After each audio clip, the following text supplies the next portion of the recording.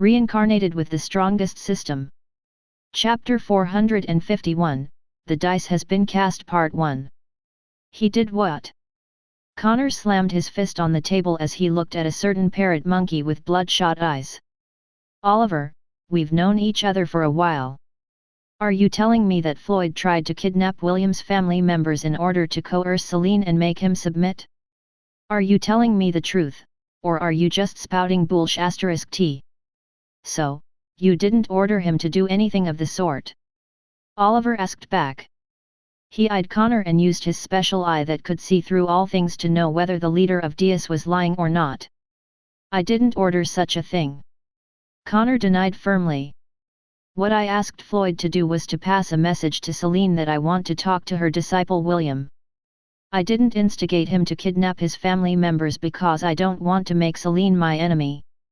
Oliver appraised Connor's soul and found out that he wasn't lying. This proved that what Floyd did was an unauthorized action on his part without the consent from the leader of Diaz. Then tell me, Connor, why do you want to meet William?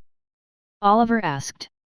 I will only tell the boy the reason when I meet him, Connor replied. Time is of the essence, Oliver. The sooner I talk to the boy, the sooner we can come to an agreement. I will give you the freedom to choose the time and place for our meeting. You can bring Celine or whoever else you want to bring along, but the boy must be there, period. Oliver eyed Connor one last time before flying towards the window of his office. I will come to find you before this day is over, Oliver stated as flew past the window. I will relay the boy's answer to you then. Inside the Martial Division of the Royal Academy. So this is the head prefect's room. Celine nodded her head in appreciation. Not bad. The beautiful elf sat on William's king-sized bed as she scanned the room with an appraising glance. It's quite unfortunate that I wasn't able to use it for a year, William commented as he dragged a chair to sit in front of his master. I thought that I was going to have a happy academy life. I didn't expect that I would find myself in the front row seat of one problem after another. Celine chuckled as she looked at the red-headed boy, who was looking back at her with a face filled with injustice. You are a magnet for trouble, aren't you? Celine asked with a smug expression. Master, that is slander, William replied with a righteous tone. Just look at how handsome your disciple is. A magnet for trouble? No. I am a magnet for beautiful girls. Ah, I forgot to tell you, Master, I now have 3 girlfriends. Not bad, right? Celine snorted after hearing William's snarky reply. 3 girlfriends? What's so good about having 3 girlfriends? You can't even do anything to them with your small. The beautiful elf covered her lips as she looked down on Williams before giggling. Master, you shouldn't underestimate your disciple, William raised his head in arrogance. For your information, I am no longer. William wasn't able to continue his words because he would sound like a loser if he told Celine that he had crossed the line and into adulthood in his dreams. If that counted, then nearly all of the teenagers on Earth would have lost their V-cards, right? You're no longer. I am no longer the child that you know. I am very capable now. Right. Celine nodded. I admit that you are now more capable. William didn't want to continue the conversation because his lovers were currently inside his thousand beast domain. Although they couldn't hear their conversation, he was afraid that Ash would somehow be able to eavesdrop using the gem embedded on his chest. The half-elf didn't want to take any risks because he had just suffered a beating due to the 2 blabbermouth angry birds who dropped a bomb when his lovers were around him. William was about to change the topic when Oliver entered the room through William's window and relayed the discussion he had with Connor. Just as we suspected, mistress. Connor wasn't involved in Floyd's attack in Lant, Oliver explained. Are you certain? Yes. I see. Well then, what will you do? Celine shifted her attention to the half-elf who seemed to be deep in thought. William didn't take long to give an answer because he had already decided to meet Connor the moment he headed to the Royal Academy. I want to meet him, William stated. Master, make it happen. Celine nodded. There was no need to prolong the issue because time wasn't on their side. 5 minutes later, Oliver flew out of the window to relay William's words to Connor. William decided to meet Connor inside the Royal Academy accompanied by Celine and Jekyll. He didn't fully trust the leader of Dias, and having his master and the dentist of Lant would ensure his safety. An hour before sunset, Connor arrived at the first-year Martial Division. He came alone because he didn't want to sabotage this meeting with William. Floyd had already made things difficult for him, so he didn't want to take any more chances and decided to show William and his master, Celine, his sincerity. They met in the conference room of the Solaris dormitory. William was surprised to find out that the leader of Dias was a half-elf just like him. Connor had short, dark brown hair and green eyes that were not as clear as William's. Clearly, he had seen and done things that the boy had never experienced before. Although both of them were half-elves, the paths they chose were different from each other. Before we start this meeting, I would like to apologize for what my subordinate, Floyd, attempted to do, Connor said in an apologetic tone. It was never my intention to kidnap your family members to be used as hostages. William nodded because Oliver had already told him this. Still, he gave Connor 10 out of 10 for his acting skills because his words and actions clearly showed that he felt bad about what happened back in Lant.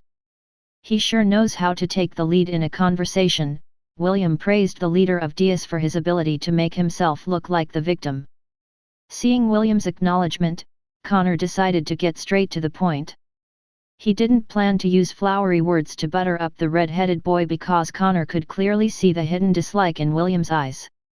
Although the boy tried his best to hide it, Connor was someone who specialized in dealing with people. He could read the body language of people. Connor knew when to advance and when to take a step back, which earned him the leadership role for the branch of Dias in the southern continent. Right now, they were at the negotiation table. The leader of Dias wanted to gauge William's character to see if he would be an ally or not. If this negotiation failed, he would contact Princess Sidonie again and try to negotiate other terms. He didn't believe for a moment that he would lose in a battle of wits against a boy who had yet to reach adulthood. Connor would open his cards one by one and make sure that William understood that his only chance of survival was to work with him in order to deal with the current threats that they were facing. Chapter 452, The Dice Has Been Cast Part 2. The reason why I wanted to meet with you is due to the 2 foreign invaders that are now right outside the borders of the Hellan kingdom, Connor stated. Depending on the result of our discussion, our organization may choose to leave the Hellan kingdom and attach ourselves to one of these powers. William's face remained calm even after hearing Connor's veiled threat. Celine had already predicted this outcome, so she had warned William beforehand that the leader of Dias might jump ship if things didn't look good for them. Celine and William both agreed that there was only one power that would accept the organization in their ranks, and that is none other than. So, you plan to go to the Creator Empire? William commented. Not a bad choice. Connor stared at William's face and he could tell that the boy wasn't surprised by his statement. He thought that he would get the upper hand, by saying that he would give up the Hellan kingdom and become part of the Creator Empire's forces. I see, so he really is Princess Sidonie's ally, Connor thought. He didn't know that Sidonie was no longer a princess, but an empress that had dominion over 2 kingdoms.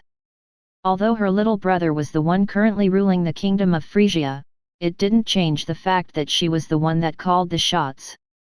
Connor thought that William's composure was due to the fact that he had found a strong backing. A backing that Connor wanted to have as well. Right now, only the Creator Empire had enough manpower to deal with the elves and fight them on even grounds. He had been informed by Callum that William's and Princess Sidonie's relationship seemed close. This was the conclusion that he had arrived at after observing the 2 from afar. So, you're saying that both of us should work together and fight against these 2 powers, correct? William inquired. Yes, Connor replied. So you will not admit that you are Princess Sidonie's ally? Too bad that I am already aware of your relationship with her. If possible, Connor didn't want to become anyone else's subordinate. Becoming Princess Sidonie's lackey was his last resort. What he wanted to gain from this negotiation with William was to have the half-elf agree to work with him to deal with the elves and have a non-aggression pact with the Creator Empire. He believed that as long as he was only fighting against the elves, he would be able to wipe them out if it was a one-on-one battle. Connor was banking on the fact that the army of super soldiers would soon finish their final transformation. Since you are being open with your goal, then allow me to tell you something about the recent event that transpired in the Hellan dynasty, William said. A few days ago, we went there to destroy their teleportation gates. Connor wasn't able to stop the surprise from appearing on his face when he heard William's words. Did you succeed? Connor asked. He waited in bated breath for William's answer. If William had succeeded in destroying the elves' ability to get more reinforcements from their homeland, then that would bring them one step closer in finishing them off. This was what Connor was thinking as he eyed the red-headed boy in front of him. No, William answered. We failed in our mission. Also, I have more bad news to tell you. 2 guardians from the Silver Moon continent managed to pass through the gates in the middle of the battle. One was the Hellan, envoy. The other is the ancient golem, Drahum. Have you heard of them? Connor's face immediately went pale when he heard the name of the 2 guardians from the Silver Moon continent. He knew who envoy was because he had access to the information network of Dias. As someone who hated the elves, he had collected a significant amount of information about the forces that were present in the Silver Moon continent. This included the 7 guardian beasts of the Silver Moon continent. The Hellan, envoy. The ancient golem, Drahum. The winged serpent, Draken Nalsrig. The Ent King, Myrender. The guardian deer, Xiphon. The golden dragon, Escalar. The demigod, Sephiron. These are the 7 guardians of the Silver Moon continent. Sephiron was a demigod that was bound to the Silver Moon continent. It rarely left the land of the elves to go into hibernation for hundreds of years at a time. The ancient golem, Drahum, was the second most powerful being among the 7 guardians. Although it was only 2 meters tall, no one dared to underestimate its strength because it was a golem that could even fight against demigods. Boy, are you joking or what? Connor asked in disbelief. Are you telling me that Drahum is already in the Hellan dynasty? Celine, your disciple sure knows how to crack a joke. Connor shifted his attention to the beautiful elf that was seated beside William. I'm afraid that he's telling the truth, Celine replied. I was there when Drahum appeared. We barely escaped with our lives in that single confrontation with it. Connor rubbed his face in order to calm his nerves. Now that Celine had confirmed that the ancient golem was indeed present in the southern continent, he felt like running away was his best course of action. It didn't matter how many super soldiers the organization had. Against Drahum, these near-immortal warriors were like eggs being thrown at a boulder. So, what are you going to do now? William asked. Are you going to seek protection from the Creator Empire, or will you stay in the Hellan kingdom and fight against the elves? The reason why William mentioned the appearance of the Hellan and the ancient golem was to test Connor's resolve. He wanted to know whether the leader of Dias would choose to flee or remain to fight. Right now, what William needed was allies, and not people who would run away during the crucial moment. He was even willing to set aside their differences, so they could sit down to talk to one another. If Connor decided to hide under Empress Sidonie's skirt, then there was nothing he could do about it. Frankly, he was also tempted to do the same thing. However, there were a few individuals on their side that might be able to extend their help when all hope was lost. One was Takam, the demigod of the Kirinter Mountains. The other was Vlad, the strongest demigod in the southern continent. If these 2 demigods decided to stand on William's side, then even Drahum would have to think twice before making a move on the Hellan kingdom. Jekyll had already told him straight up that William shouldn't put his hope on Vlad because his father didn't care about the fate of the Hellan kingdom. The only thing he cared about was James. When William asked Jekyll if Vlad would come to his aid if he went to the battlefield carrying James' statue as a shield, the dentist of Lant laughed out loud before telling William that it was a brilliant idea. However, Jekyll flatly told him that Vlad would definitely kick William's bum, sending the boy to the stratosphere if he were to do that. Just like William's reverse scale was his family, Vlad's reverse scale was James. Messing with a demigod was a very stupid thing to do. After hearing Jekyll's claim, William scrapped the idea of using his gramps to instigate the demigod to help him fight against the elves. If James could have heard William's plan, he might have spanked the boy silly for using his old bones as a shield to fight against his enemies. William stared at Connor and waited for his answer. The dice has been cast. He only waited to see whether Connor would choose to fight, or choose to flee when the odds were stacked against him. Celine observed this battle of wits from the side and a smile appeared on her face. She was quite satisfied with how William dealt with Connor and felt proud because he was her disciple.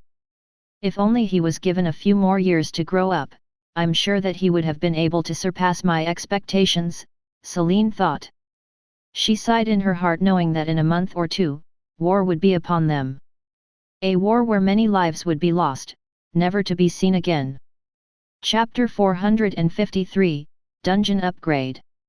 William's and Connor's meeting ended, but no promises were made between the two. The leader of Dias asked for a day to think things through and William agreed. Their talks would resume at noon the next day in the same conference room of the Solaris dormitory. An hour after Connor left the Royal Academy, William showed Celine some of his secrets, and they were none other than the Thousand Beast Domain and the Dungeon of Atlantis. William had a smug expression on his face when he saw Celine's usually calm expression crumble after seeing the domain and dungeon that were available to him. How? Celine asked as she stared at William. Her stare was so intense that William had a feeling that the beautiful elf was fighting the urge to dissect him, to see what other secrets he was hiding from her. Master, isn't it obvious? William replied as he raised his chin in arrogance.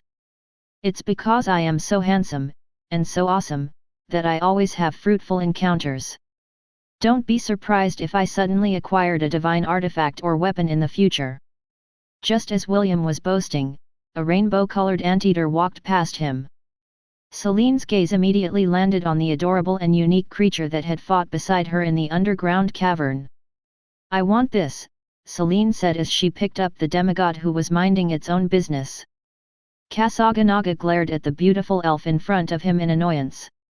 The only reason why it didn't attack Celine was because she was William's master. If any other elf had picked it up, it would have already rolled into a ball and smashed their face without showing a shred of mercy. Unhand me, woman! Kasaganaga shouted. I am a demigod. You dare treat me like some kind of toy? Celine's eyes sparkled when she heard that the adorable anteater was a demigod. She thought that Kasaganaga was just a rare beast that William had picked up along the way. You are a demigod. Yes.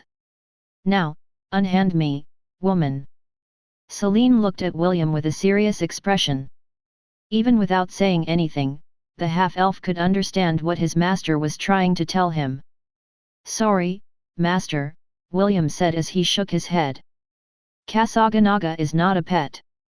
Also, he is not my subordinate. He is my special guest. That's right. Kasaganaga said as it wriggled its body to get away from Celine who was holding it in a vice grip. Hey! Let me go! Celine clicked her tongue as she reluctantly put the rainbow-colored anteater on the ground. Kasaganaga gave her a hateful glare before walking away to join the others in clearing the 22nd floor of the Atlantis dungeon. The dungeon monsters that were located on this floor consisted of Nagas. They were serpentine hybrids that were similar to demi-humans. All of them were Class C, low, monsters and were proving to be a worthy challenge for most of the members of William's herd and legion. Scotteray, the blood eagle, gave a mighty shriek as it descended from the sky. It unleashed crimson wind blades at the Naga that it was fighting, slicing it to pieces. The Naga wasn't able to offer much resistance because the blood eagle's rank was now Class B, mid. Scotteray landed on the ground and happily ate its prey. It was a beast similar to the blood wyvern that was able to strengthen itself, and gain new abilities, by eating monsters. William glanced at the blood eagle in the distance. If he had more god points, he would have purchased more Hyperion trees and created a squad of blood eagles that would serve as William's elite air units. Selene was very interested in the Thousand Beast domain and the Dungeon of Atlantis. Because of this, she flatly told William that she would be staying in his villa for the time being. William was about to agree when he suddenly remembered that his villa was now his personal love nest. He would spend the nights there with his lovers, and it would be awkward if Selene did some experiments inside it. Because of this, he immediately asked the system to buy a spacious residence with a makeshift laboratory in it for Selene. God points, 642. The system bought a residence with a built-in laboratory for 50 God points and placed it near the villa.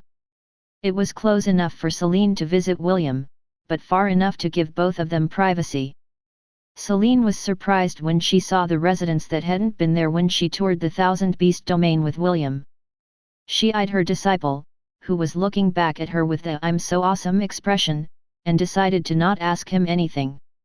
The beautiful elf had many secrets of her own, so she wouldn't force William to tell her things that he didn't want to tell her. "Thank you for this comfortable residence," Selene said with a smile. "I'll be staying with you for the time being since I have nothing to do in Lant. In return, I will help clear the Atlantis dungeon and use the monster body parts in my experiments." "Thank you, Master," William replied. "Having you here will put me at ease." William was quite happy that Selene chose to stay with him for the time being. Having her around would help greatly as the work of clearing the dungeon continued. It would also give him the opportunity to ask her certain things when it came to alchemy. Selene liked to do research and experiment on things, which was what William was currently doing. He hoped that with his master's wisdom, he would be able to make the things that he was unable to make, like the powerful acid that would be strong enough to melt armor made from precious metals. William parted with Selene for the time being because there were a few things that he needed to handle as well. Dungeon points, 158,865. The last battle against the elves had killed hundreds of goblins. Although the goblin crypt could spawn more of them, William felt that he shouldn't treat the goblin army as cannon fodders.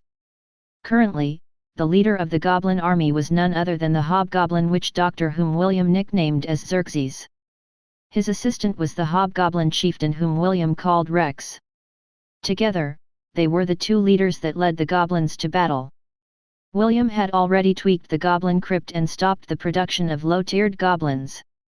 He replaced them with stronger goblins that would become the main bulk of his army. William had also increased the numbers for hobgoblin hunters, hobgoblin warriors, hobgoblin berserkers, hobgoblin leaders, hobgoblin shamans. He purchased more floors and placed the prison that held the elves on the 45th floor.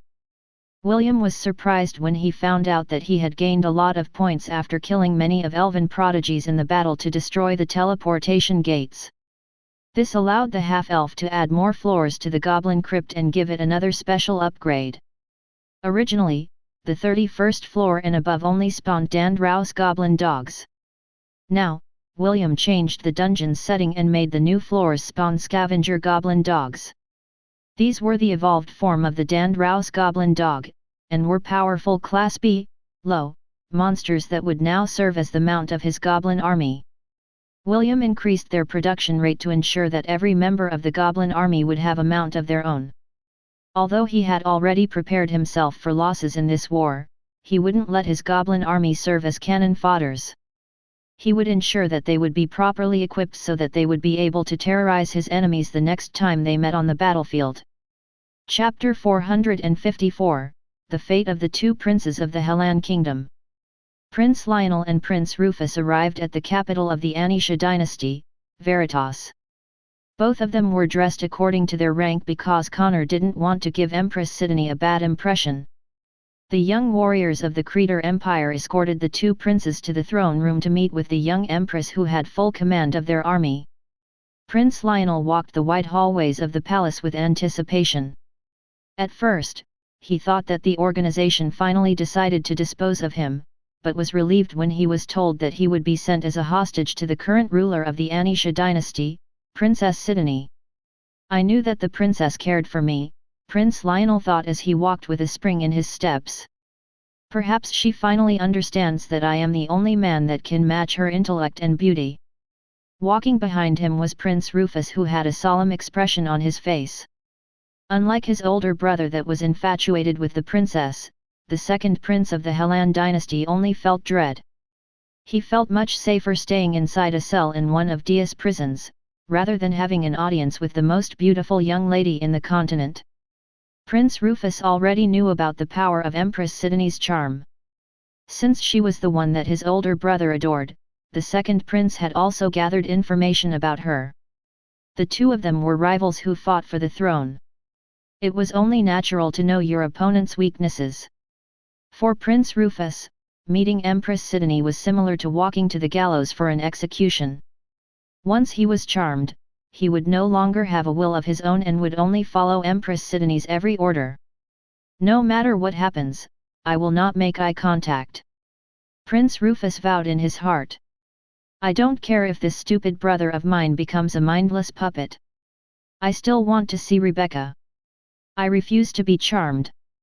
When the two massive doors of the throne room were opened, Prince Lionel immediately saw the lady of his dreams. Empress Sidonie sat on a golden throne and looked at the crown prince with a sweet smile on her face. She even made a gesture for the prince to walk forward, so that she could get a better look at him. Prince Lionel didn't need someone to tell him what to do. He walked towards the Empress with confidence and returned her smile with a smile of his own. Prince Rufus, on the other hand, kept his head bowed and stared at the floor as if his life depended on it. One of the guards that had escorted the two princes gave Prince Rufus a push on his back to make him walk forward. Knowing that he had no choice but to obey, Rufus walked forward with even steps. He only stopped when the guard told him to stop, where he and Prince Lionel were forced to kneel in front of their empress. It has been a while, Prince Lionel, Empress Sidonie said in a tone that was as smooth as silk. I pray that you have been well since the last time we saw each other. Prince Lionel's smile widened. I'm afraid that not everything went well after the two of us parted, Princess Sidonie. That's Empress Sidonie to you. Prince Jason commented from the side. Prince Jason didn't like the fawning expression on Prince Lionel's face because he was blatantly showing his adoration to the Empress whom he had already claimed as his own in his heart. Of course, Prince Lionel nodded apologetically. Forgive me for my rudeness, Empress Sidonie. It was wrong of me to address you improperly. You are forgiven, Prince Lionel, Empress Sidonie replied as her eyes glowed with power. Do you remember the order that you gave the members of Dias back at the Raven Lord Citadel? How could I possibly forget? Prince Lionel eyed the young Empress with a loving gaze. I asked them to capture you and bring you to my room, so that I can shower you with my love. The Crown Prince of the Hellan Kingdom had been completely charmed and he couldn't lie even if he wanted to. Bastard! Prince Jason exclaimed in anger as he drew his sword from his scabbard. I'll end your filthy life. Prince Jason was about to cut off Prince Lionel's head when a single word stopped him in his tracks. Wait! Empress Sidonie's order contained a hint of her divinity, which made Prince Jason's heart shudder, forcing him to stop his attack. You wish to shower me with your love? Empress Sidonie asked. Prince Lionel nodded as he felt his heartstrings being plucked one by her sensuous voice. I've always wanted you to be my wife. For so many years, I have waited. Ever since I saved you during that hunting expedition, my heart has belonged to you, and only to you. Prince Lionel's voice was so filled with his overflowing feelings and passion that the people inside the throne room looked at him with various expressions. Some admired him, some loathed him, while some pitied him. These young men and women had also fallen in love with the young empress and they treated each other as love rivals. Seeing the prince openly admit his love, which had lasted for many years, made them feel envious. I see, Empress Sidonie's eyes returned to normal as he looked at the crown prince with amusement. Thank you for loving me all these years. Right now, we are in the middle of a war against the elves and, to a certain extent, the people of your kingdom. Do you wish to serve and fight for me? Of course. Prince Lionel pressed his fist over his chest as he bowed to Empress Sidonie like a knight swearing his fealty. I, Prince Lionel Arthur VI Hellan, hereby swear upon my honor that I will fight for you, your majesty, till I draw my last breath, Prince Lionel said with determination. Your enemies will be my enemies, and I will use my heart, and body, to ensure that no harm will fall on your body. This I swear with my life. Empress Sidonie nodded her head in satisfaction as he made a gesture for Prince Lionel to stand. From now on, you will be part of my royal guard, Empress Sidonie declared. You will accompany me wherever I go and protect me from all harm. You will do this for me, yes. My life is yours to command, your majesty. Prince Lionel bowed his head. Stand 5 steps to the left side below my throne. From this day forward, that will be your place. Yes. Your majesty. Prince Lionel walked towards his designated position with a smile. Several other young men and women stood along the steps that led to Empress Sidonie's throne. Standing on the right side of her throne was the Archmage of the Creator Empire, while 2 sword saints stood behind her throne. On her left stood Priscilla. She was Empress Sidonie's loyal retainer and one of her most trusted advisors. Prince Jason, on the other hand, stood farther away to prevent himself from being too affected by Empress Sidonie's charm. After Prince Lionel stood in his place, the young Empress shifted her attention to the second prince of the Hellan kingdom who had his head bowed and looking at the floor. Prince Rufus, do you want to regain your freedom? Empress Sidonie asked. Her soft, yet teasing voice made Prince Rufus' heart tremble. Even without looking at her, my heart can't stop itself from beating wildly inside my chest, Prince Rufus thought with worry as beads of sweat started to appear on his forehead. Your Majesty, I would like to regain my freedom, Prince Rufus replied. The 2 of us have no grudges to each other and I pray that you show your mercy upon me. Empress Sidonie rested her right cheek over the palm of her hand. To be perfectly honest, she didn't know what to do with the second prince of the Hellan kingdom. Unlike the crown prince, Prince Rufus had been very polite to her when she was the guest of their kingdom. Also, she could somehow tell that the prince already had someone in his heart. As someone who was pursuing the meaning of love, Empress Sidonie felt that she shouldn't tamper with Prince Rufus' feelings and grant him amnesty. Even Morgana, who was usually the one who was thirsty to turn everyone into slaves, remained quiet within their shared mindscape. Empress Sidonie's other half was giving her silent approval to whatever she decided to do with the second prince. Right now, the southern continent is ridden with danger, Empress Sidonie said after careful consideration.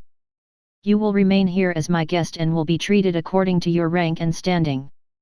From this day onwards, you will stay at the left wing of the royal palace. You will also be given a maid and an attendant to care for your daily needs. Prince Rufus breathed a sigh of relief in his heart because he could tell that the Empress had decided to spare him. Thank you, Your Majesty, for your mercy and generosity, Prince Rufus replied. I promise to abide by your wishes and stay in my quarters. In the future, if fate permits, I swear upon my life to return this kindness. Good. May you honor your word, Prince Rufus. I will, Your Majesty. Empress Sidonie made a gesture to the guards to escort the second prince to his new quarters. Only when the 2 great doors of the throne room had closed behind his back, did Prince Rufus breathe a sigh of relief in his heart. Brother, the lady you chose is a fearsome person. Prince Rufus' body unconsciously shuddered as he was guided towards the left wing of the royal palace. The second prince of the Hellan kingdom knew that his older brother's fate was now sealed in stone. Although there was no love between them as brothers, he still felt a pang of pity for his brother who had done everything in his power to claim the throne of the Hellan kingdom. Now, he was no longer a candidate to become king. He was now a slave who had lost his freedom. A slave that was similar to a dog, whose only wish was to lick his master's foot. A slave whose fate would be decided by the mood of the beautiful master he now served. Prince Rufus said a silent prayer in his heart as his composure returned. He prayed that if Empress Sidonie ever decided to end his brother's life, it would be a swift death, and not a slow, and painful, one. Chapter 455, Connor's Choices. Connor stared at the map of the southern continent that was plastered on the wall of his office. It had been 2 hours since his talk with William and he was thinking long and hard on what his next course of action would be. To the west lay the outskirts of the Hellan kingdom. To the north the Anisha dynasty. To the south was the Zealand dynasty. Lastly, the kingdom of Frisia in the far east. The 4 powers that shared the southern continent and had each other in a deadlock. After the continental spell was activated, these 4 powers had lost their leaders and fell into chaos. Right now, the kingdom of Frisia and the Anisha dynasty belonged to Empress Sidoni. She was backed by the Creator Empire, and held considerable forces of her own thanks to the myriad Ant Queen. Right now, she occupied half of the playing field. One can even say that, when it came to military might and resources, she stood at the apex of power at this point in time. Then there were the elves who occupied the Zealand dynasty to the south. Although William's alliance had failed to destroy the teleportation gates, they still gave the elves a crushing blow. It was quite unfortunate that 2 powerful guardian beasts were able to pass through the teleportation gate before it was destroyed by Empress Sidoni's ant army. Eneru, the Kylan, and Drahum, the ancient golem. Both of them held considerable power, especially the ancient golem who was the biggest threat among the 2. It alone had the power to destroy fortifications and topple cities. Even though there would be no reinforcements coming to aid the elves anytime soon, Drahum was more than enough to deter any further moves against the elven forces stationed in the Zealand dynasty. Then there was the Hellan kingdom.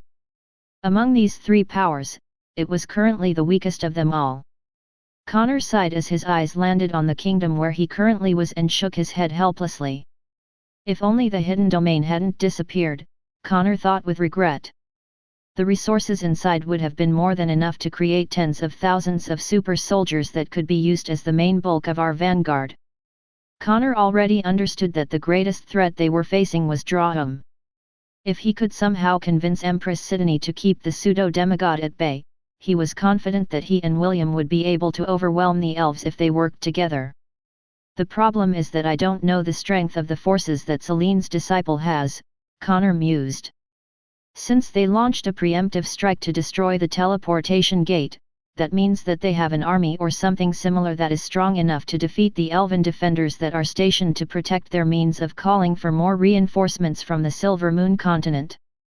Connor had a feeling that even if he asked William to tell him how many forces he had under his banner, the latter would not tell him anything. If he was in the same position, Connor would have done the same.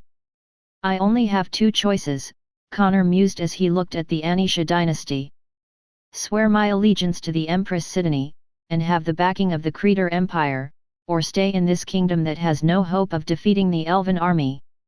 His subordinates, who were responsible for escorting the 2 princes to the Anisha dynasty, had reported that the beautiful princess was now an empress. Connor knew what that meant and it made him frown. I only talked to her using a communication crystal, but it was more than enough to tell me how dangerous she is.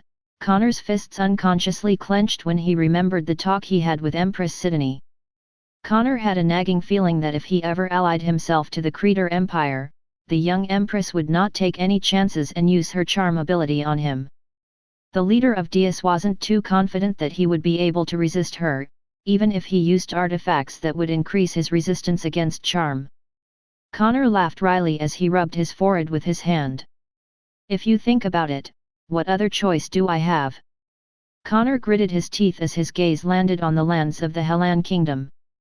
After organizing his thoughts, the leader of Dias activated the ring on his finger and relayed his order to his right-hand man Callum. Now that he had made a decision, he would see it through no matter what the result would be.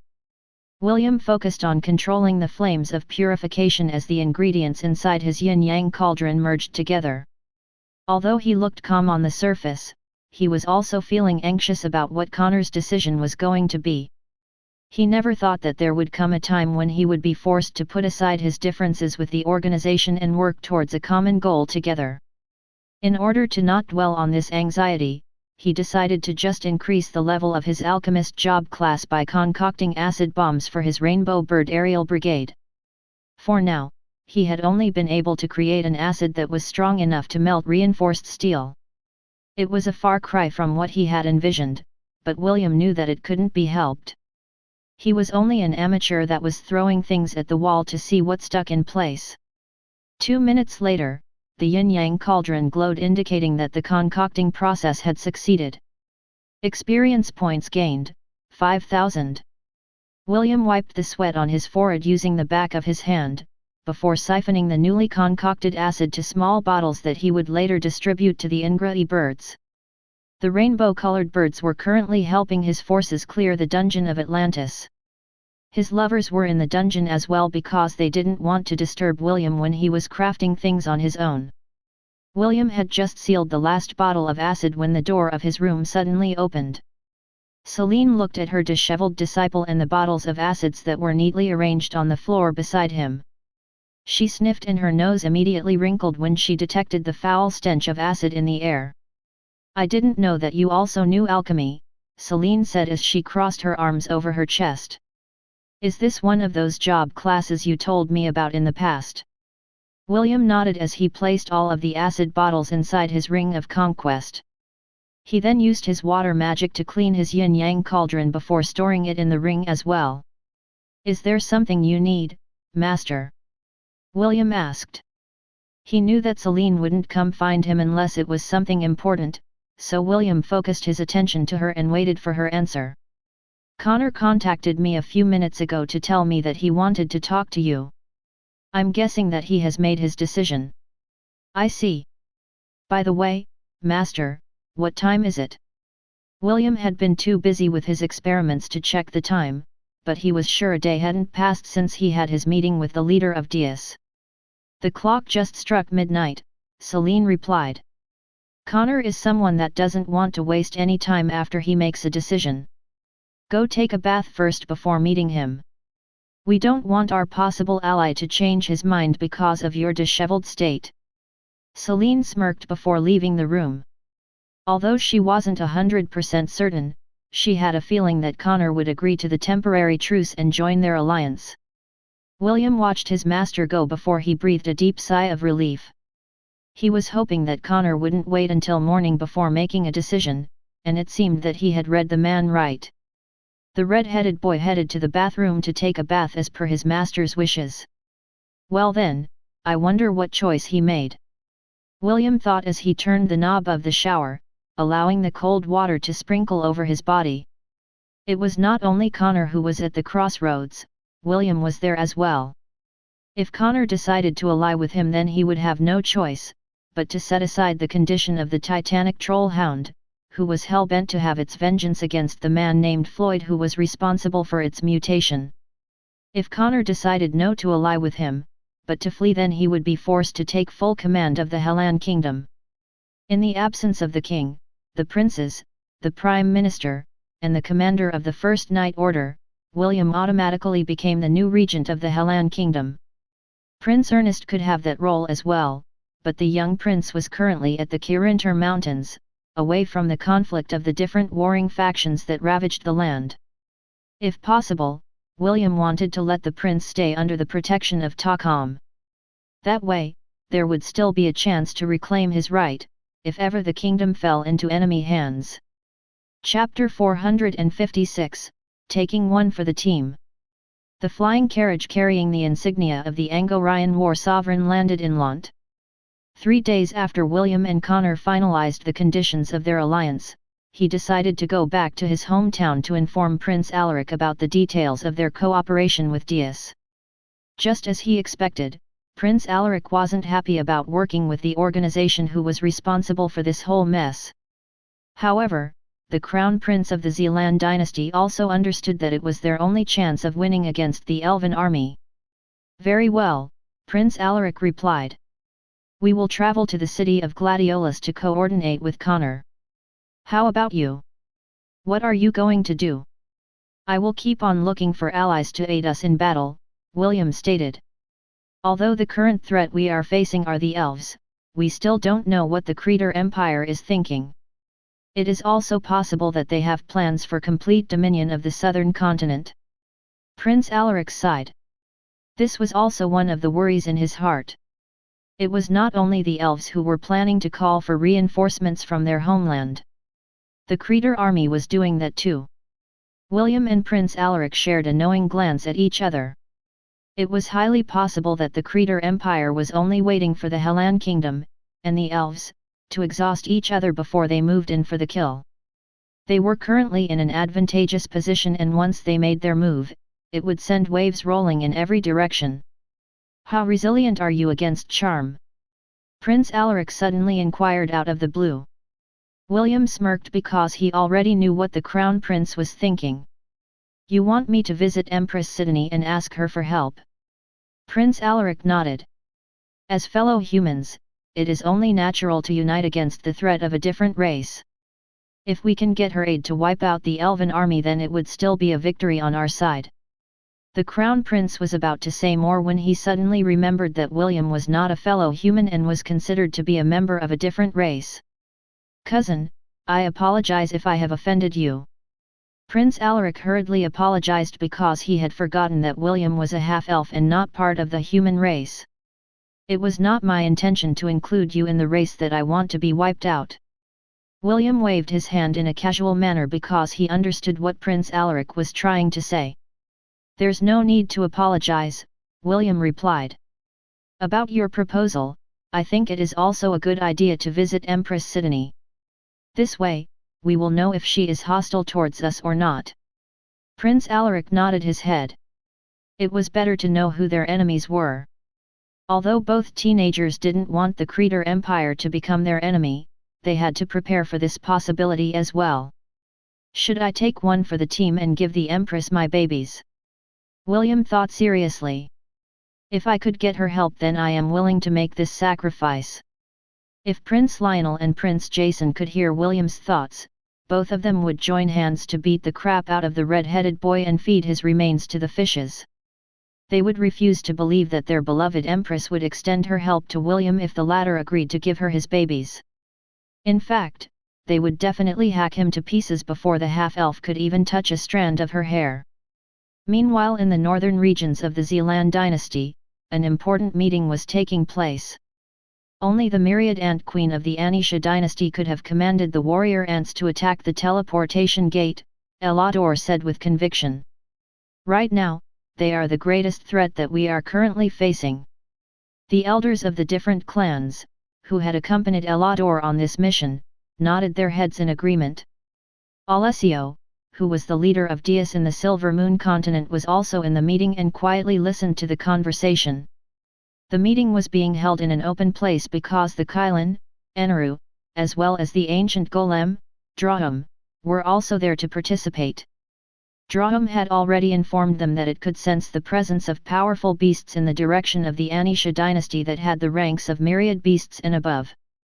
What greatly alarmed Elador and the officers of the elven army was that Drahum concluded that there were more than 3 of them.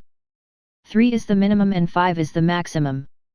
These were the words that Drahum had said when someone in the meeting proposed that they attacked the Anisha dynasty with the help of their guardians.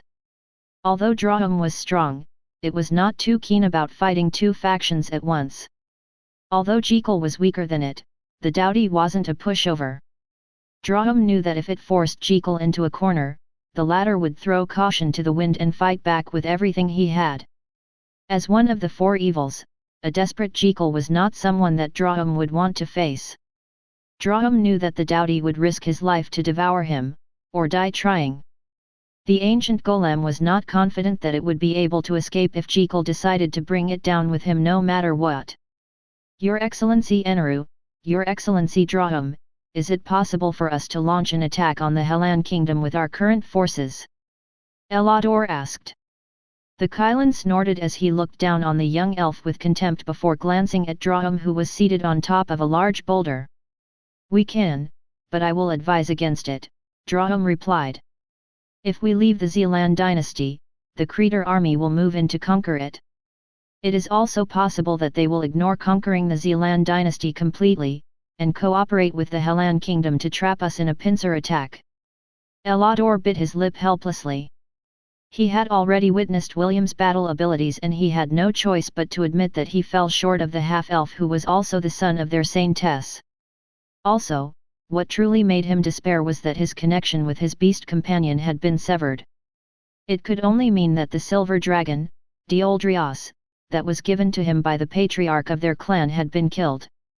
Back in the Silver Moon continent, Ellador was envied by his peers, not only because he was strong, but also because of the silver dragon that had become his beast companion.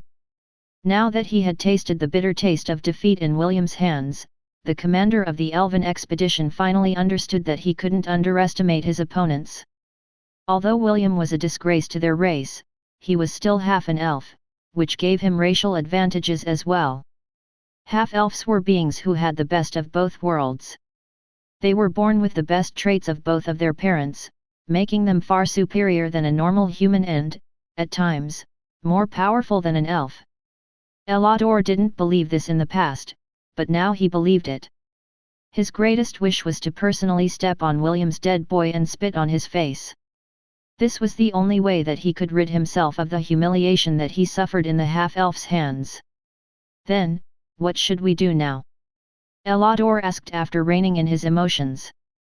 Should we hole ourselves up in Briar Glen until a new teleportation gate has been built? Although it was shameful, this was the only course of action that would allow them to preserve their forces while waiting for reinforcements. The elders were unhappy with Elander's proposal, but they also knew that this was the best course of action for now. Being attacked by the forces of the Hellan kingdom and the Creator army would be too much for them to handle. Building the teleportation gate is something that has to be done, Drahum replied. I will personally oversee its construction and make sure that the last incident will never happen again. As for what you should be doing next, isn't that already obvious? Ellador clenched his fist as he reluctantly nodded his head. There was only one thing they could do, and that was to negotiate with the Creator Empire. Only by doing so would they be able to build their teleportation gate safely and bring in the reinforcements that were waiting in their homeland. As for the price that they would have to pay for such an agreement, Ellador didn't know. All he knew was that he needed to do his best to negotiate with whoever was in charge of the Creator Empire. This was why he was chosen to lead the elven expedition and bring glory to their clans. He needed to endure the humiliation until the teleportation gate was completed. That is the only way that he could ensure that the mission that was handed to him by his patriarch would be carried out without fail. For that to happen, Ellador was willing to do anything, with the exception of bowing his head to the race whom he hated the most in his life. He would rather die than bow to the filthy humans that used their race as slaves. A race that they used to warm their bed, do their bidding, and breed the filthy half-elves that were a stain on their pure and noble bloodline. Chapter 457, In the midst of chaos, there is also opportunity. Empress Sidonie looked at the capital of the Anisha dynasty from the balcony of her room. So far, everything had been moving smoothly and in accordance with her plans. If she wished for it, she could give an order to attack the elves and she would win without fail. However, she didn't wish for that. I do not wish for dominion, is it? Empress Sidonie muttered as she remembered the red-headed boy who had refused her offer to make him the sovereign of the entire continent. She had stared straight into his eyes when he said that, and only a pair of beautiful clear, green eyes, with her own reflection on them stared back at her. There was no falsehood in William's words, only genuine sincerity. Also, when she saw herself in his eyes, when she saw that he was looking at her, and only her, she wasn't able to stop her heart from skipping a beat. Back then, you wouldn't say these words, Sidonie. You have changed. I'm not the only one who changed. You did as well, right, big sister? Well, I guess this is what they call growing up. Still, we sure have the favor of advantage. Are you sure you don't want to serve the continent to our darling on a silver platter? Empress Sidonie shook her head. Giving over the control of the continent might solve William's problems, and make him happy, but it will not make him love her. He would feel gratitude, yes, and she could guilt-trip him, and she could probably succeed, but what of it? In the end, she would only feel hollow and empty inside. It's funny, Empress Sidonie said as she faced Morgana inside their shared mindscape. I could literally pick any man in this continent, and perhaps the entire world, and all of them would happily open their heart to me. They would say they love me. They would offer me the moon, and the stars, just to show me how much they love me, and yet I can't even make a shepherd my lover. Isn't that ironic? Yes. It's the biggest joke ever. If our charm had only worked on Darling, then I would have already tied him on the bed and... Empress Sidonie could only shake her head, because she could already guess what Morgana was thinking of doing to William. Of course, she would be lying if she said that she wasn't curious.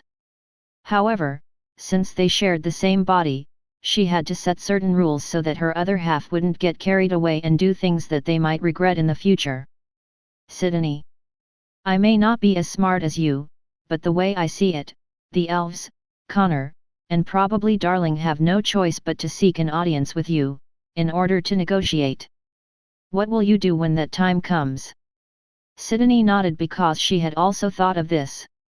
Since she was the one with the bigger share of the pie, and a strong army behind her back, the one that would decide the outcome of this war was her, and only her.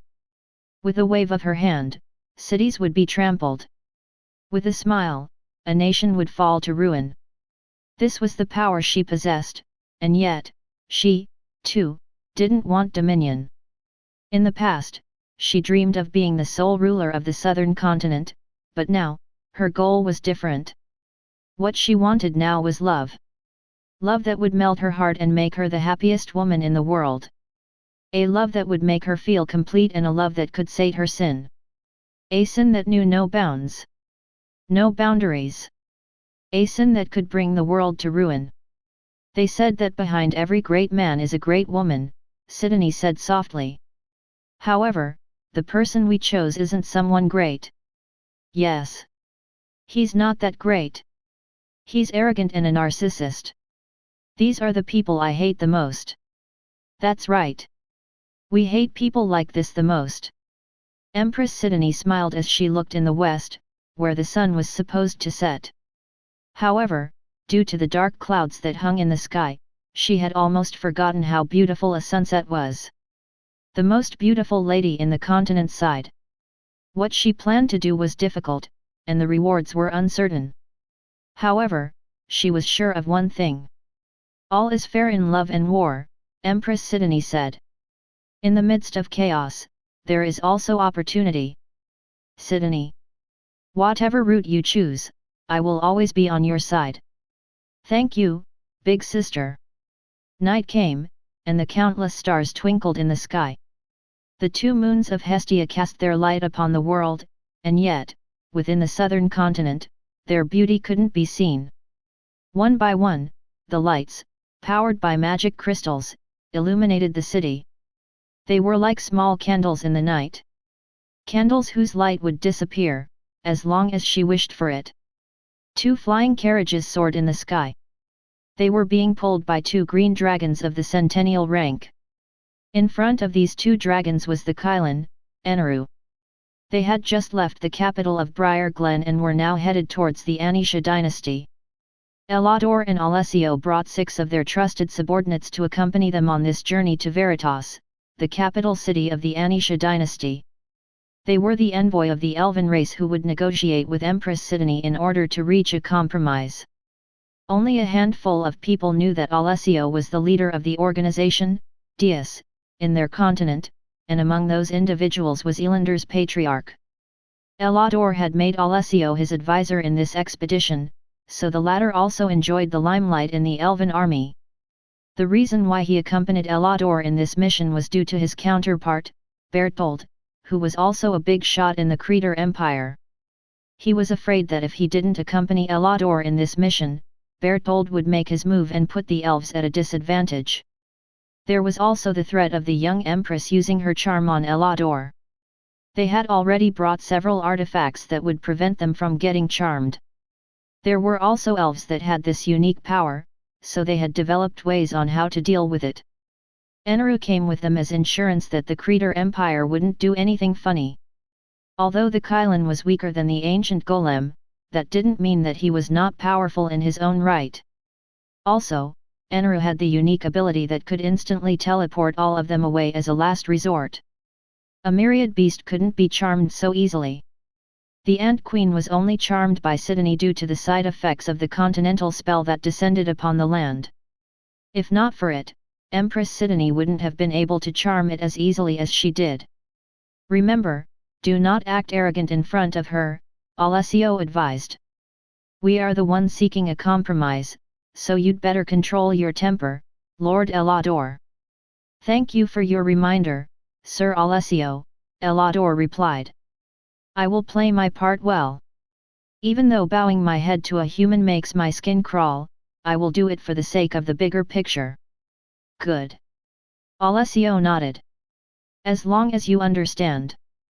The two flying carriages traveled swiftly, but it would still take them a week to arrive at their destination. Meanwhile, a four-tailed fox landed on the ground, a few miles away from Lant. Riding on its back was a delicate-looking boy, who seemed ill-suited to traveling alone at night. Let's rest here for the night, Luna, Kenneth said as he dismounted his loyal companion. I will go alone to Lant when morning comes.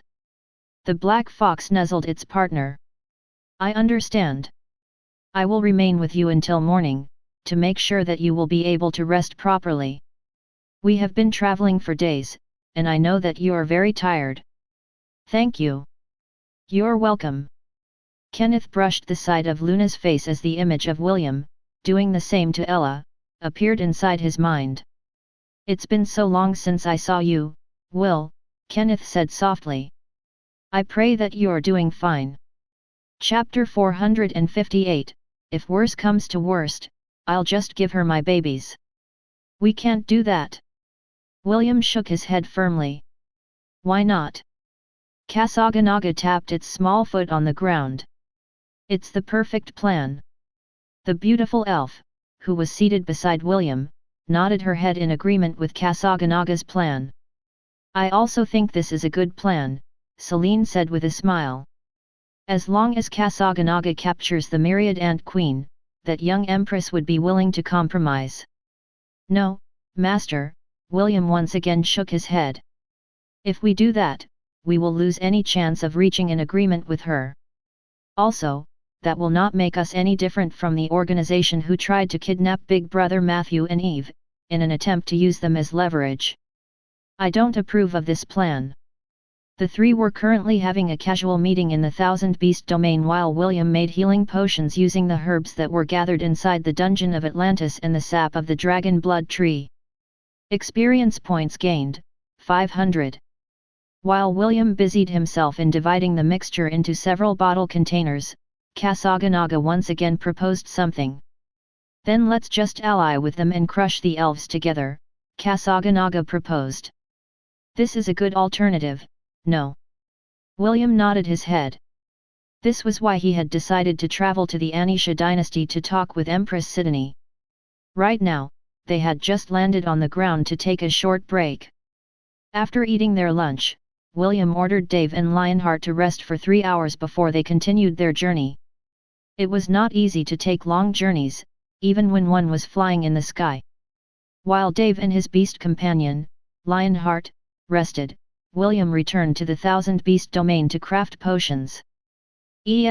Ash, Wendy, Isaac, and Conrad returned to clearing the dungeon, while Celine decided to check on how good William was in doing alchemy. Kasaganaga saw the two near the dragon blood trees, so it decided to have a short chat with them to pass the time.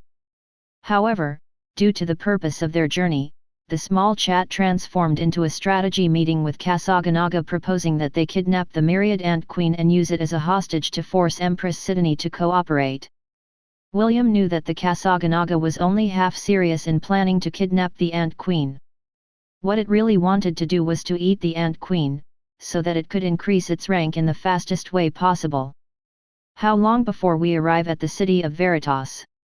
Celine inquired. If we continue our pace, it will take us 3 more days, William replied as he once again threw the herbs inside the yin-yang cauldron to make another batch of healing potions. Celine nodded her head as she watched William use the flames of purification to start his alchemy. Will, do you have some kind of plan to convince Empress Sidonie to join our side? I don't have any concrete plans in mind. If worse comes to worst, I'll just give her my babies. Hey! Selene and Kasaganaga both looked at William with dumbfounded expressions on their faces. They didn't understand what the red-headed boy meant when he said that he would give the Empress his babies. I'm just joking. William chuckled as he controlled the power of his flames. To be honest, I don't know what kind of reception we will get from the Empress. I just hope she doesn't hold a grudge against me because of what I said before the two of us parted. What did you two talked about? Kasaganaga inquired. It had seen the princess before she became an empress. Kasaganaga was a deity that once stood on the side of humans during the era of the gods. Because of this, it had learned a few things from the humans, and among them was forming good relationships with each other. She wanted to know what love is, William replied. I said, I cannot give her what she wanted. The image of the beautiful princess flashed inside his head. He could still remember how Princess Sidonie looked at him with a pleading gaze, and yet, he chose to turn her down because he felt that he couldn't return her feelings. Isn't love just mating? Kasaganaga tilted its head to the side. You humans procreate all the time. What's the big deal about making her your partner? I keep forgetting that you are a half-elf. Still, didn't the human part of you feel anything about her? Based on human standards, she's quite beautiful, right? Selene, who was just quietly listening to the side-eyed William with a calm expression. She had already found out that, aside from Wendy, Ash and EST were also her disciples' lovers.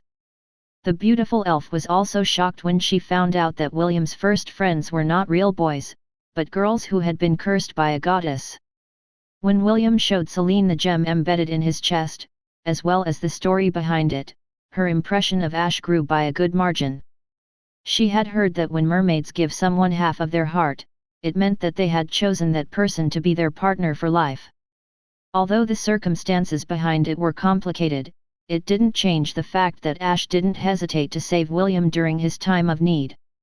This was more than enough for Selene to approve of her as her disciple's lover. To be honest, Selene felt that William was growing too fast. Not only in strength, but his outlook toward life as well. A baby bird can't stay in its parent's nest for the rest of its life, Selene thought. Somehow, she felt a little sad because she felt that William was moving farther away from her. Perhaps, in the next few years, the boy would go on an adventure, where he would be away for several years before they saw each other again. This is the natural order of things. Selene sighed, but there was nothing she could do about it. This is how it should be. She had one last lesson to teach William, but that would have to wait until he had come of age. After that, Selene would leave Lant, and go to the demon continent to visit her master. It had been many years since she last saw her, and Selene missed her terribly. Selene's mother had died when she was still very young. The one who played the role of her mother was none other than the notorious ugly hag that lived in the most seclusive region of the demonic lands. The only reason why Selene had postponed her trip was due to her having a disciple of her own. She would not leave William until he had come of age, and imparted to him the secrets of those who wield true dark magic. For that to happen, he needed to survive the war first, Selene mused. William and Connor had made a temporary alliance in order to fight against the elven army. Connor would be responsible for strengthening the defenses of the kingdom in preparation for war, while William would look for other potential allies to help them resist the elven invasion. The red-headed boy had already informed Connor about his mission to visit the Anisha dynasty, and the latter only gave him a smile as if he had already expected that William would do this. Connor had already established in his mind that William and Empress Sidonie were in cahoots with each other, and simply kept this a secret in order to fool him and the elven army. Callum agreed with him on this point, but decided to not expose his secret. The leader of Dias believed that even if the Creator Empire didn't extend their hands to help them vanquish the elves, they wouldn't attack the Hellan kingdom either. This was the reason why Connor was adamant about making William his ally. As long as the red-headed boy was on his side, he could focus all of his attention in the face-off against the elves. Although the two guardian beasts were powerful, they were not invincible. As long as there was a chance, Connor would seize it with both hands.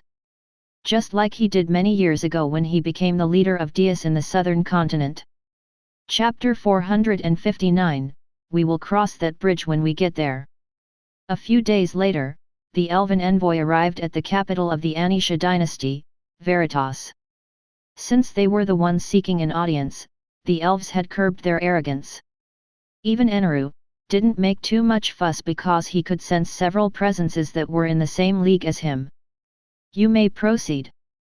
The Creator guard stationed at the city gate gave them the go signal after communicating with his superiors, who were already waiting for the envoy to arrive.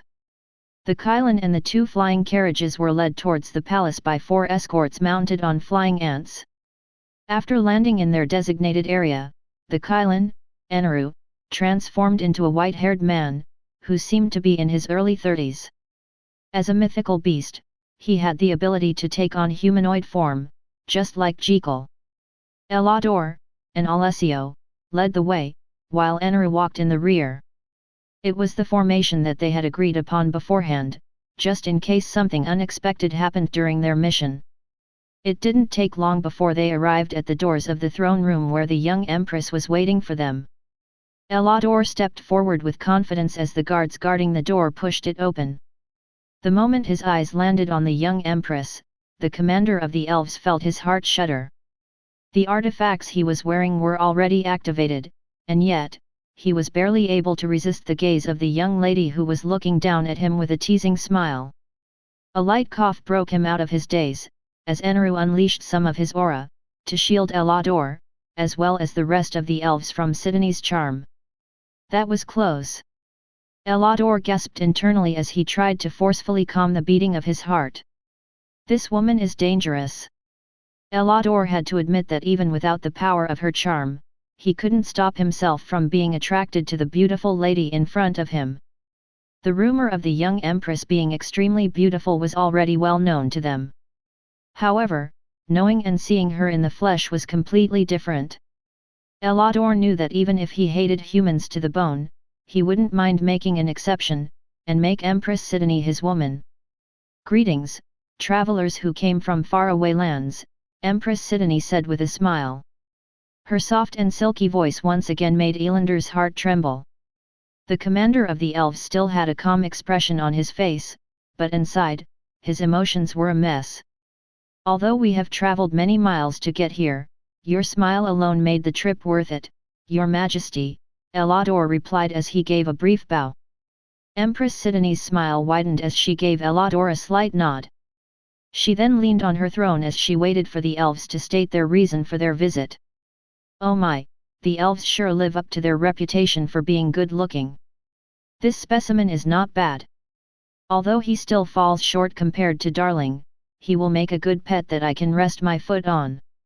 Didn't you say the same thing about Prince Lionel a few days ago? Sidoni, humans have 2 legs.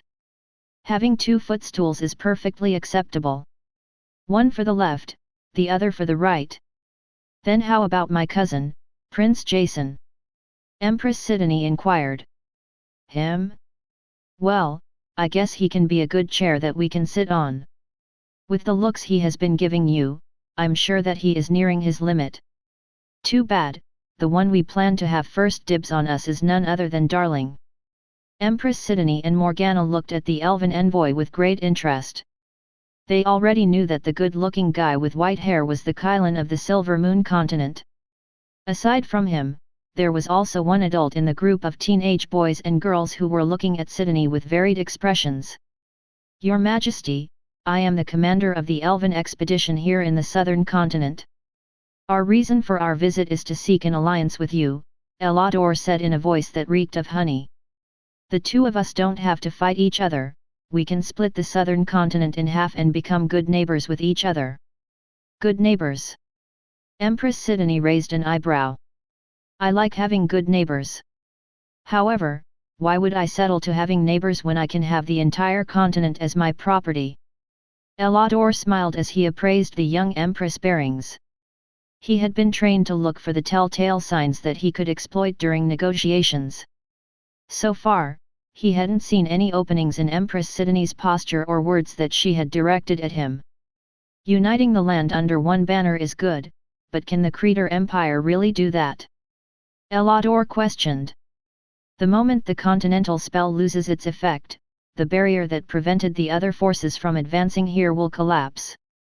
By then, several strong factions from the central continent will arrive and stake their claim in these lands as well.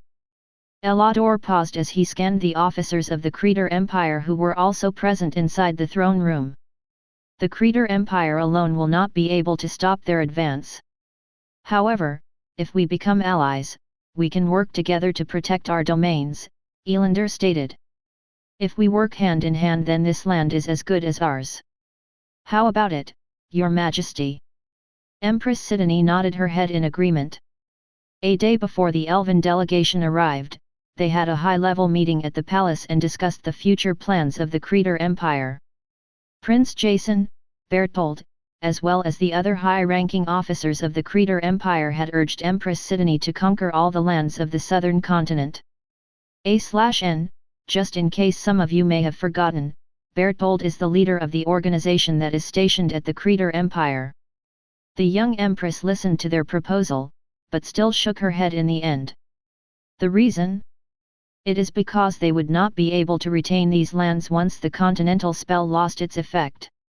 Just as Ellador had said, it would be impossible for the other forces in the central continent to remain quiet. They would definitely feel the itch to try and grab some of the lands that belonged to the Creator Empire. The worst-case scenario was for these factions to band together to form an alliance. Although the Creator Empire was strong, it was only one of the strong factions within the central continent. They, too, had enemies that would love to make things difficult for them. If these enemies had found out that an entire continent had become their property of the Creator Empire, they would face the united opposition of the factions that considered them an eyesore. Due to Empress Sidonie's wake-up call, Prince Jason, Berthold, as well as the officers of the Creator army, realized that they had not thought about the aftermath that would follow when the continental spell lost its effect.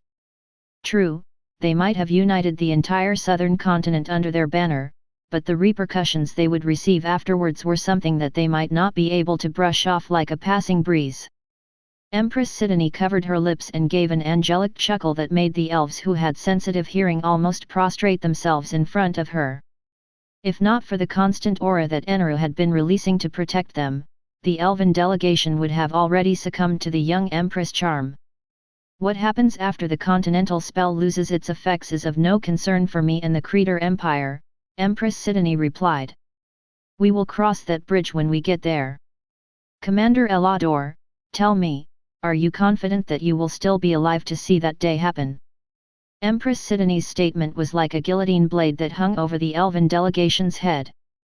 It was true that after the continental spell lost its effect, the other forces in the central continent would also make their moves. However, that was still a few years away from happening.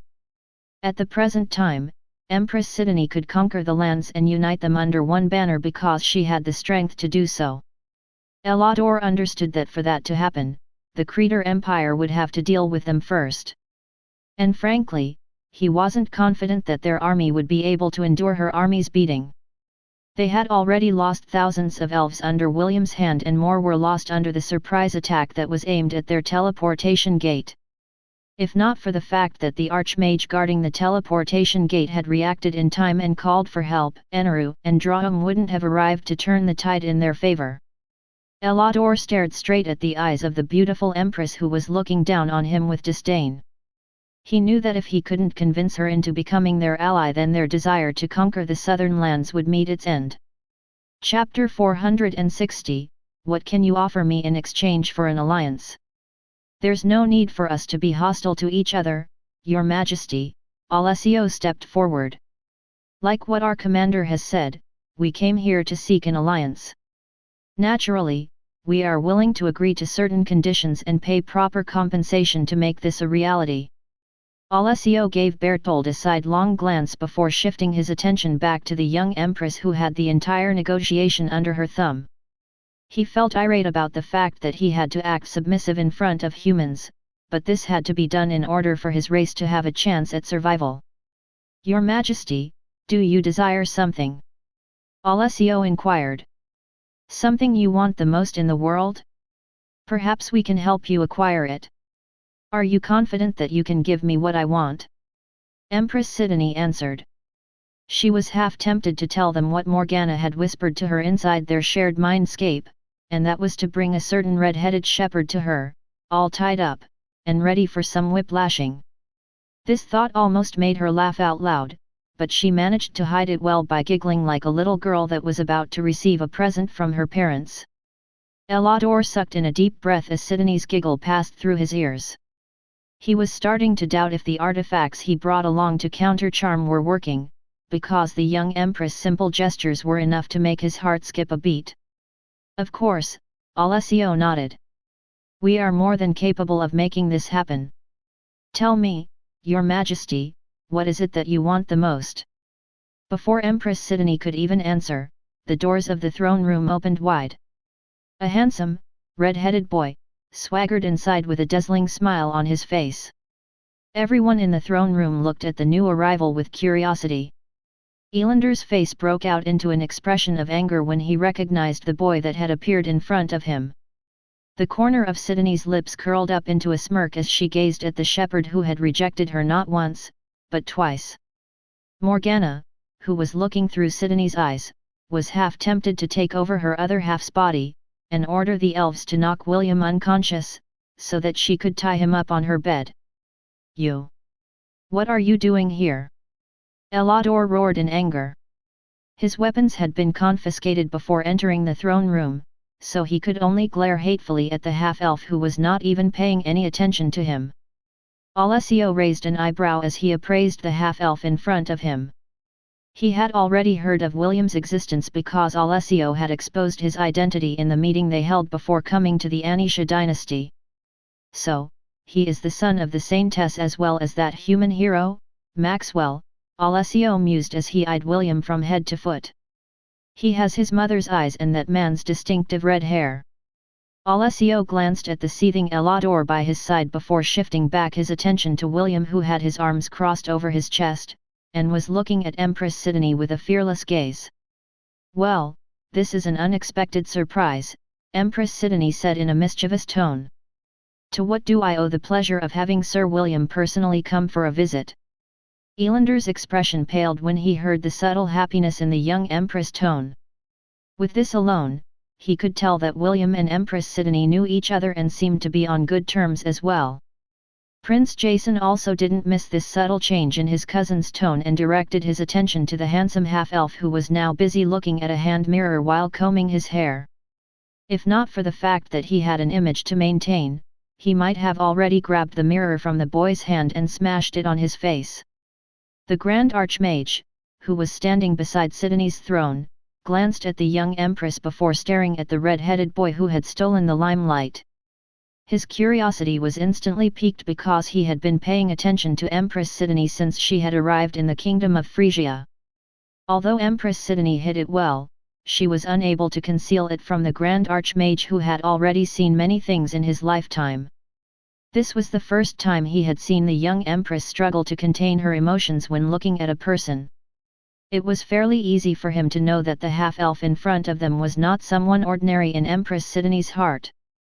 After making sure that his hair was properly combed, William faced Empress Sidonie and gave her a princely smile that made Morgana squeal inside their shared mindscape. "Your Majesty, I have come to seek an alliance with you," William said in a suave voice that made everyone in the throne room want to drown him in their spit. "Interesting," Empress Sidonie replied. "The elven delegation has also said the same thing. They are even offering to give me what I want. How about you, Sir William? What can you offer me in exchange for an alliance?" Ellador sneered because he was confident that the hateful half-breed wouldn't be able to meet the Empress condition. William looked mildly surprised as he glanced at the elves who were looking at him with a glare. "What? These long-eared bastards promised to give you what you wanted. William asked with a dumbfounded expression. Can they even do that? I think not. You are also a long-eared bastard, Empress Sidonie cursed William inside her heart. You are also a long-eared bastard, but I still love you, darling.